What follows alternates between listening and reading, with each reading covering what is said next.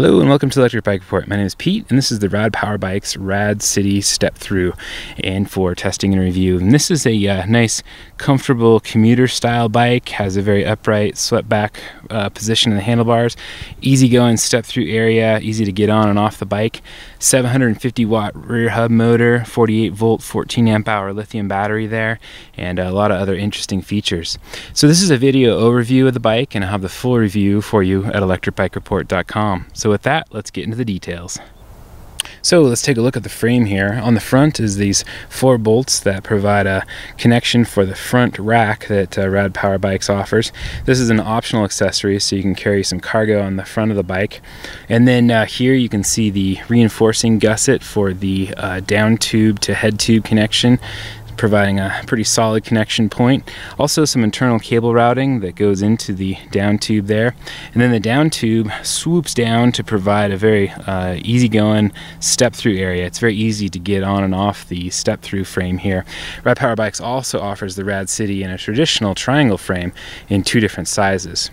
So you can see the connection point here from the down tube to seat tube provides some structural strength for the frame and also some protection for the battery pack that's mounted to the seat tube right there. And then coming back here, this is the rear rack that is welded directly to the frame, and very stout design, and it can handle a kid's seat on the back or a larger platform for cargo as well as basket and bags. And Rad Power Bikes sells a number of those accessories on their website.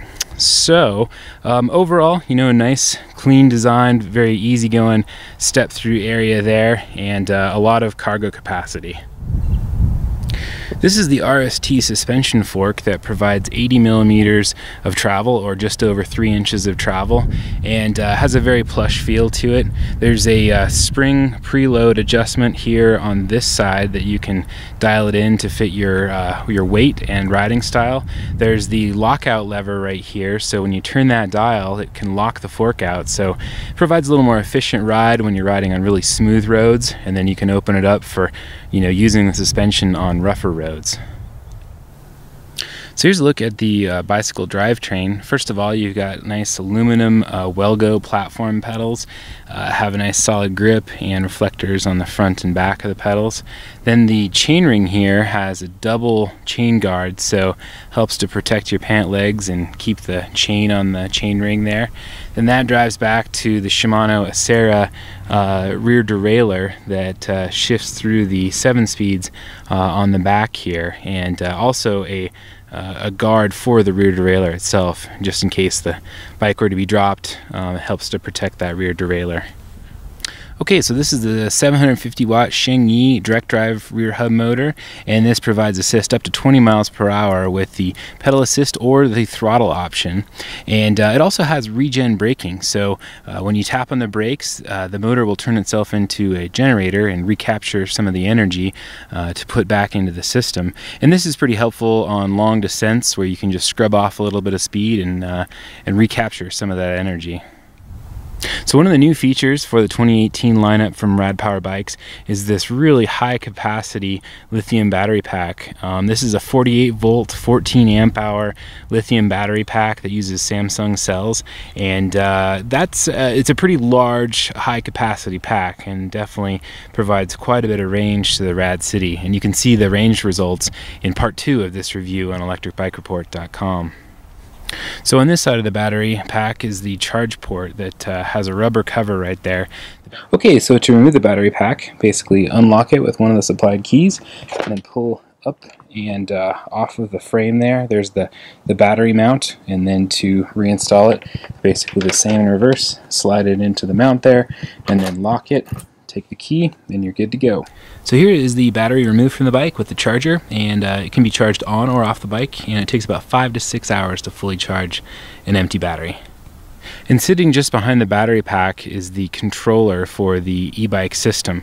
So we talked a little bit about the regen braking from the motor, and that helps to scrub off some speed. But the Tetra Aries mechanical disc brakes that have 180 millimeter rotors both on the front and the back of the bike do the majority of the braking. And these have a nice powerful feel and quite a bit of modulation between just a little bit of power to full power. Okay, so now let's take a look at the handlebar area.